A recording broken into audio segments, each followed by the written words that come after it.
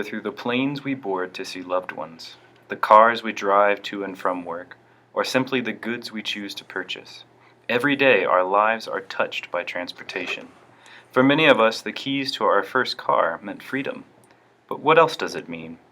What does it mean for the environment? For an increasingly warming world?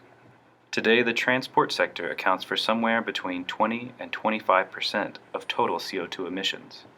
However, in the next 35 years, it is estimated to contribute somewhere between 30 and 50% of total CO2 emissions. With this increase, the effect transportation has on radiative forcing, or how much the Earth's energy budget is out of balance, will more than double. In the U.S., we currently have the resources for sustainable transportation. However, it is up to us to utilize alternative methods of transportation. We have come up with lots of different options that will help. The incentives are there, it's just a matter of getting the word out. Carpooling, public transit, walking, or bicycling just one day a week for a year can save more than $500 in total driving costs.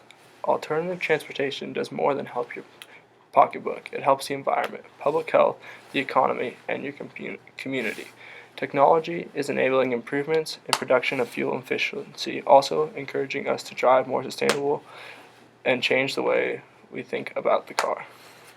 Argentina, South Korea, India, and China are all taking steps to limit CO2 emissions, from decreasing the amount of lanes on a 20-lane highway and inserting railway transit systems to establishing festivals that help people understand that a car-free environment isn't a detriment to society by asking citizens not to use their motor vehicles during the span of a weekend or even up to a month. Revolutionary innovation requires ideas from the outside. The first people to believe in the idea to fly a solar-powered plane around the world were not from aviation. Perhaps the best electric car today was invented by internet entrepreneur Elon Musk, founder of Tesla.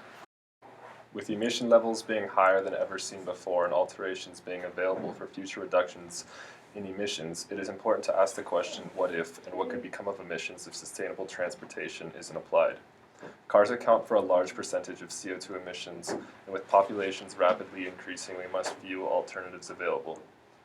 Now that the impact of greenhouse gases are prevalent and soon to become more so, it is valuable to consider the positive impacts of fuel-efficient vehicles, cleaner fuels, and the future of electric vehicles.